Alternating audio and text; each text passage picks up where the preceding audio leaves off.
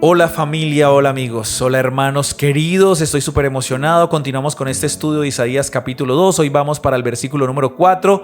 Esto está buenísimo. Mañana, que es el último día, sacaremos algunas conclusiones y le dedicaremos tiempo a la oración. No sé si a ti te encanta orar, pero debemos hacerlo. Es una herramienta maravillosa, es un tiempo precioso. Mañana lo haremos para cerrar esta semana de bendición. 23 de diciembre, cerrando mañana este tiempo precioso. Hoy 22 de diciembre, vamos para el versículo número 4, que es el versículo final de este pan diario de esta semana. Mañana retomaremos, recapitularemos algunas cositas para saber y recordar en dónde vamos. Por lo menos ayer hablábamos acerca de ese Cristo que vendría, que no lo habla explícitamente Isaías, quiero dejarlo claro, no lo menciona explícitamente, pero al ser profeta sabemos todos que se refería a Cristo. De hecho, cuando tú lees Isaías y lees el Nuevo Testamento vas a encontrar muchas similitudes, porque nos vamos a dar cuenta que se hizo clara, se hizo evidente o se cumplió, se materializó la profecía anunciada por Isaías precisamente. Entonces este Cristo vendría, nos enseñaría sus sendas y nosotros caminaríamos por sus caminos. Amén. Vamos al versículo 4, dice: y juzgará entre las naciones y reprenderá a muchos pueblos, y volverán sus espadas en rejas y en arado, y sus lanzas en hoces. No alzará espada nación contra nación, ni se adiestrarán más para la guerra. Antes de esto me acabo de dar cuenta que me faltó una partecita del versículo 3 y se los quiero leer. Dice así: porque de Sión saldrá la ley, y de Jerusalén la palabra de Jehová. De Sión saldrá la ley, y de Jerusalén la palabra de Jehová. Cuando Cristo vino, Juan lo presentó como la palabra de Dios encarnada.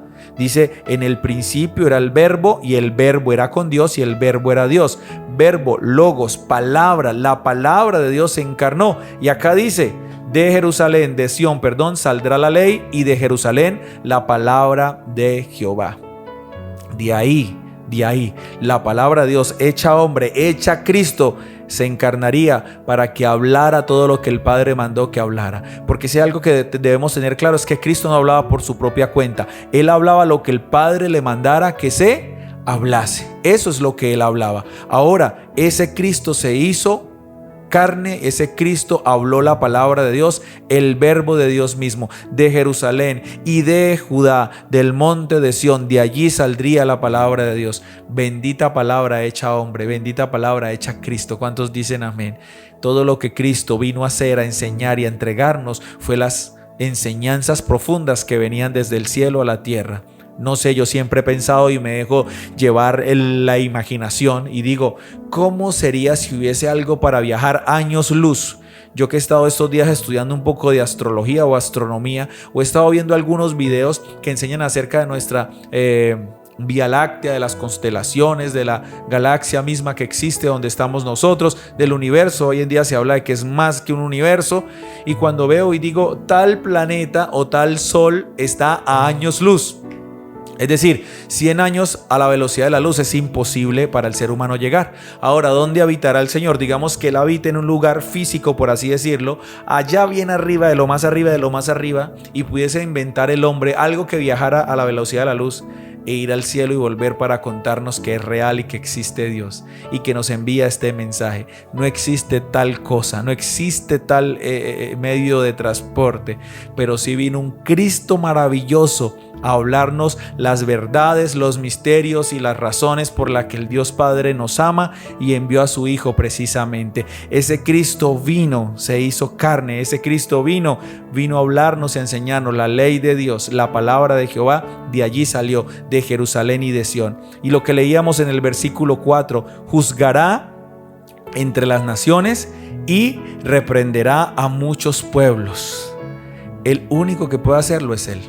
¿Y saben de qué forma ha venido a juzgarlas? Con gracia, con amor, porque Él le da la oportunidad a cada ser humano de que se arrepienta y de que sea salvo. Eso es ser justo, eso es repartir justicia. Le da la oportunidad. No viene a descabezar a nadie, no vino a descabezar a nadie, no vino a levantarse en armas. Él vino a hablar la palabra del Padre, dándole oportunidad a cada persona que se arrepintiera de la época, de nuestra época y de épocas venideras, si es que Él no viene antes o esto se acaba.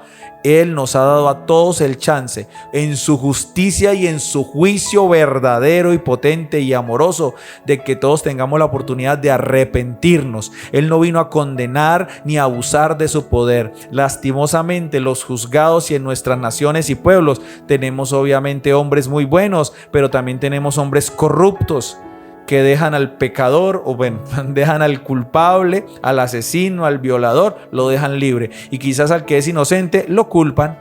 Cristo no es así. Cristo vino a dar la oportunidad a todos los pecadores, asesinos, violadores, mentirosos, chismosos, etcétera, etcétera, para que todos vengamos y tengamos espacio de arrepentirnos en medio de su juicio. Ese es el juicio de Cristo. Y si hablamos del juicio todavía venidero del Apocalipsis, allá todos nos presentaremos delante del gran trono del Señor y seremos juzgados según nuestra obra.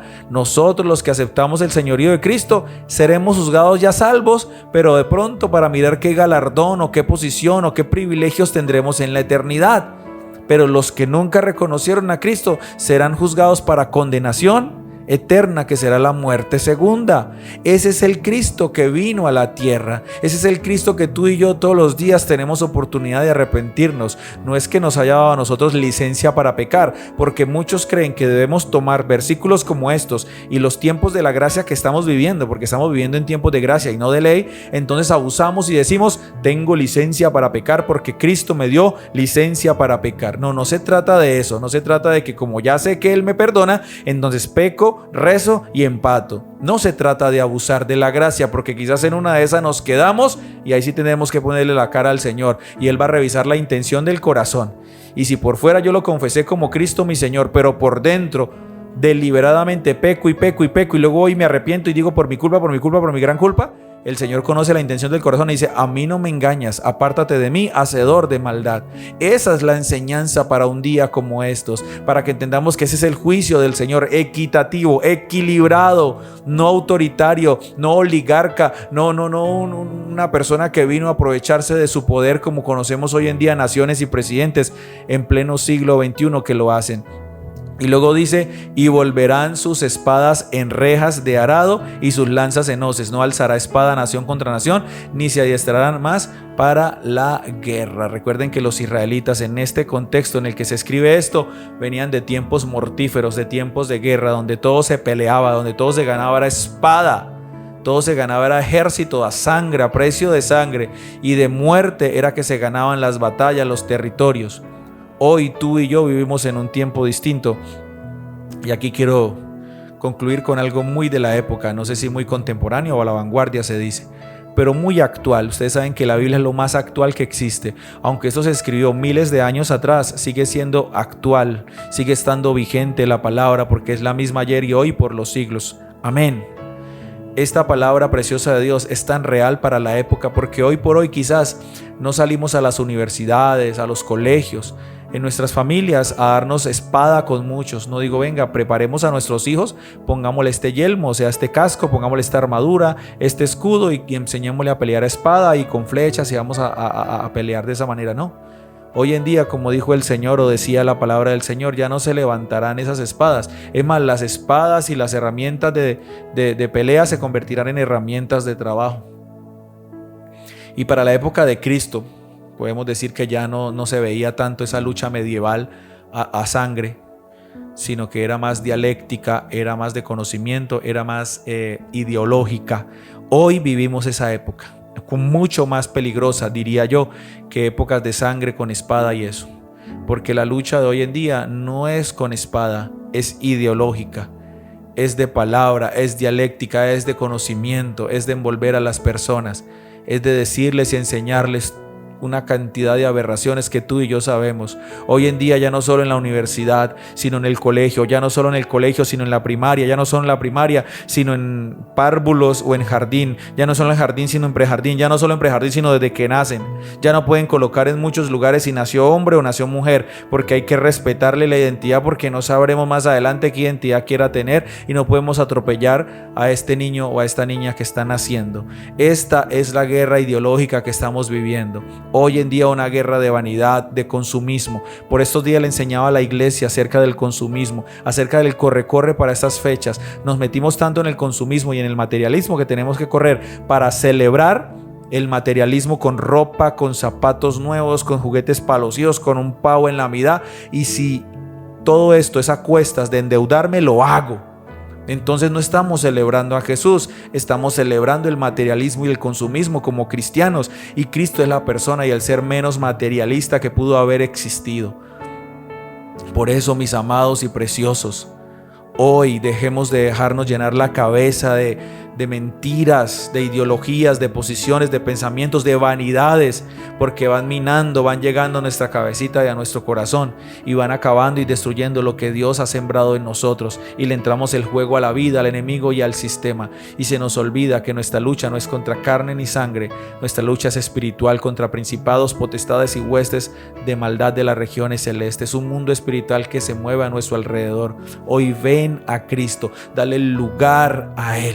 Esto fue lo que anunció el profeta Isaías. Esto fue lo que él habló, esto fue lo que él enseñó. Y esto es lo que hoy trajo para tu vida el Señor a través de esta preciosa palabra. Hoy la lucha es doblando rodillas. Hoy la lucha es estudiando la palabra, aprendiendo de ella, escudriñándola, atesorándola, llenándonos de palabra y cerrando los oídos a la ideología, a las posiciones, a las vanidades, enseñándole a nuestros hijos las escrituras a la luz de la palabra desde muy niños, porque cuando ya los cogemos adolescentes es un poco complejo, y usted lo sabe, quiero ser realista.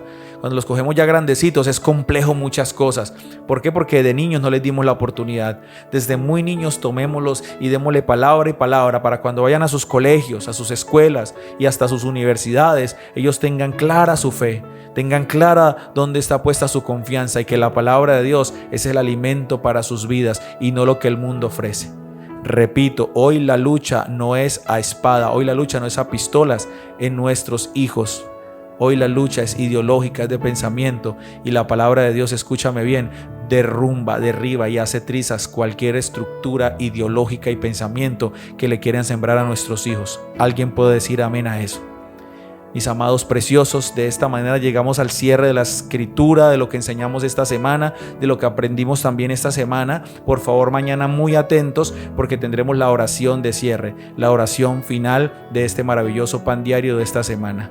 Que tengas un feliz y bendecido día.